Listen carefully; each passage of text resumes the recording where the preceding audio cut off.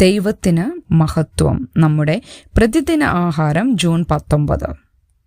സ്വാതന്ത്ര്യത്തിൽ ജീവിക്കുക. സ്വാതന്ത്ര്യത്തിനായിട്ട് ക്രിസ്തു നമ്മെ സ്വതന്ത്രരാക്കി.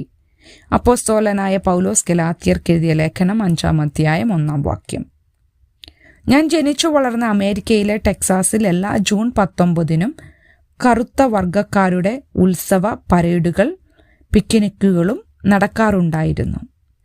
കൗമാരപ്രായത്തിലെത്തിയ ശേഷമാണ് ഞാൻ ജൂൺടീൻത്തിൻ്റെ, അതായത് ജൂൺ 19 എന്നീ വാക്കുകളുടെ സംയുക്തം ഹൃദയഭേദകമായ പ്രാധാന്യം മനസ്സിലാക്കിയത്. അമേരിക്കയിലെ അടിമകളായ ആളുകൾക്ക് സ്വാതന്ത്ര്യം നൽകിക്കൊണ്ട് 2.5 വർഷം മുമ്പ് പ്രസിഡന്റ് എബ്രഹാം ലിങ്കൺ വിമോചന പ്രഖ്യാപനത്തിൽ ഒപ്പുവെച്ചതായി 1865 ടെക്സാസിലെ ആളുകൾ അറിഞ്ഞ ദിവസമാണത്. ആ 2.5 വർഷവും ടെക്സാസിലെ അടിമകളായ ആളുകൾ അടിമത്തത്തിൽ ജീവിച്ചു. കാരണം അവർ മോചിപ്പിക്കപ്പെട്ടുവെന്ന് അവർക്കറിയില്ലായിരുന്നു.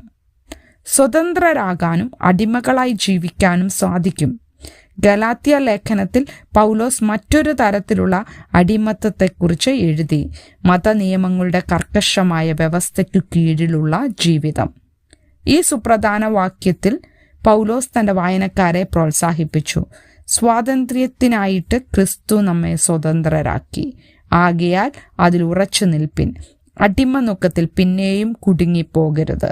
എന്തു ഭക്ഷണം, ആരുമായി സൗഹൃദം പുലർത്തണം എന്നതുൾപ്പെടെ ബാഹ്യ നിയന്ത്രണങ്ങളിൽ നിന്ന് യേശുവിലുള്ള വിശ്വാസികൾ സ്വതന്ത്രരായിരുന്നു.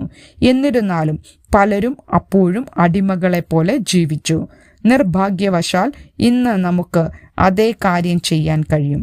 എന്നാൽ നാം അവനിൽ ആശ്രയിച്ച നിമിഷം തന്നെ മനുഷ്യനിർമ്മിത മതപരമായ മാനദണ്ഡങ്ങളെ ഭയന്ന് ജീവിക്കുന്നതിൽ നിന്ന് യേശു നമ്മെ സ്വതന്ത്രരാക്കി എന്നതാണ് യാഥാർത്ഥ്യം.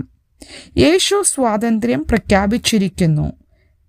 യേശുവിൻ്റെ ശക്തിയിൽ നമുക്ക് ജീവിക്കാം.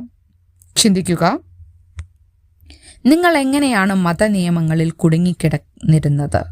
ക്രിസ്തുവിൽ നിങ്ങൾ എങ്ങനെയാണ് സ്വാതന്ത്ര്യം അനുഭവിച്ചത്? ദൈവത്തിന് മഹത്വം.